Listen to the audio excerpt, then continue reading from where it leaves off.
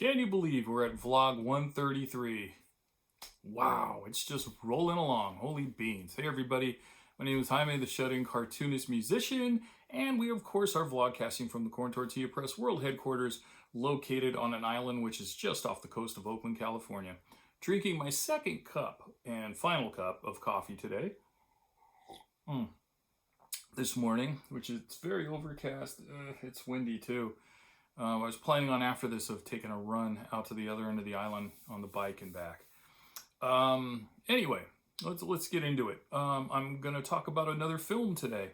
I'm really getting into talking about movies. It's those and books and music mean a lot to me, and I know I'm overdue for music. I got to put somebody up here pretty soon, probably tomorrow. But I'm just getting into the movie thing. And here's a film I'm going to talk about today that I was given actually a bootleg copy of it. Somebody, I couldn't remember who it was until I was walking up the stairs into the studio to do this. Then I go, oh, right. But I'm not going to incriminate them because they're, at least they used to be pretty known for getting films from all over the place and illegally. So, and they gave me this, and sure, I don't encourage piracy. As corny as it sounds, I really don't. And of course, they gave me this movie, and I tossed it on the pot. I was very excited. I didn't really notice it till I got home. And the next time I talked to him, I told, hey, this thing is, it's pirated, man. It's not even, he goes, shh, I know. But anyway, and this movie I first saw, well, first let me talk about the movie. Let's just, put my coffee down. We're going to talk about the 1967 film, The Flim-Flam Man. Starring, can you see that? Starring George C. Scott and Michael Sarrazin, with Harry Morgan's in there, if you remember Harry Morgan from Dragnet, and he was also Colonel Sherman Potter on MASH. He's in there, he plays the sheriff. Slim Pickens has a small little role in there, but it's good. And a bunch of character actors you'll recognize. But it's a comedy, it's a lot of fun. And I'll read you the synopsis. It's from 1967. And Mordecai Jones, who is played by George C. Scott, is a rural con artist, a flim-flam man, who takes on a young army deserter, Curly, who is played by Michael Sarrazin. And by the way, this film says introducing Michael Sarrazin. He died a handful of years ago now. It's hard to believe that, like, this young guy back in 1967 and he's already gone. Takes him on as a protege and teaches him the tricks of the trade. Sheriff Slade, played by Harry Morgan, is in hot pursuit of the pair, and his rich daughter, it says rich girl, but this is typed up badly. Rich girl Bonnie Lee Packard, who's played by Sue Lyon, becomes romantically involved with Curly and helps the fleeing duo stay one step ahead of the sheriff. The film features a great automobile chase scene for those who appreciate this kind of cinema hijinks. So, yeah, there's a good car scene in there. It's pretty fun. And what attracted me to it as a kid, too, is it involved hoboing. It starts right out with that, right from the jump street. And those of you that know, and maybe you don't, but now you will, I grew up right next to the railroad tracks in Sacramento. Rode the trains a lot when I was barely double digits. I think the first time I jumped on a train, I was like 8 or 9. Stupid, but that's what I did back then. And by the time I was at the end of high school, I was riding them to LA. So I was pretty into it. And I still love trains, but anyway. So that, and then the flim-flammy and the comedy and the hijinks, as they said, that all brought me in there. So you could see how this is all. I'll show you how bootleg this is. This is when I opened it. Oh my God. Yeah, but anyway, it's a wonderful film. I'll bet it's on one of the platforms. And if not, I don't know, maybe there's a copy of it now that's legal, that you can find. But I love this movie. And like I said, I saw it on TV probably 1970. Now, for many summers in my childhood, up until about junior high school, I was sent almost every summer down to Southern California.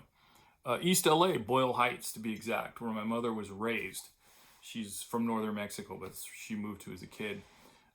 Actually found out from my sisters that mom came to the United States and lived on a res twice, and then moved. Then they got the place in LA, or they anyway, I don't know how it works. I wasn't there.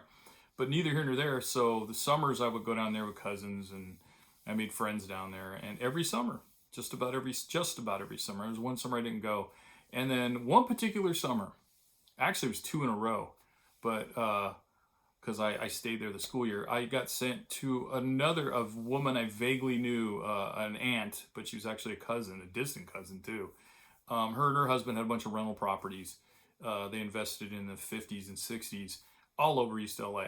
And they bought a home in the 60s in Cardiff by the Sea, North County, San Diego.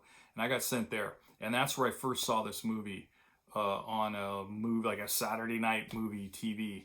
And my cousin Addie and I watched it. And it was, we were in hysterics. We just thought it was the best movie ever.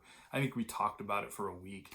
You know, what a funny film it was. And, you know, if you know anything about Southern California, especially North County, San Diego, the railroad tracks run, you know, right along the PCH there. It's what is the Sundowner, the Starlighter, I don't know. It was Santa Fe, and it was a passenger train. I know it ran from San Diego to LA, might have gone farther, but you had to cross those tracks. Like, we literally lived 3 to 4 doors down from the PCH.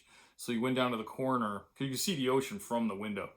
And then you cross the northbound lanes, were on the house's side. You drop down a little arroyo, just a little ditch with the tracks, cross those, and went on the other side. It was the southbound 2 lanes heading south. Then you cross that, and then you're, boom, at either the parking lot or the stairs, whatever, to go down into the beach, which is right there.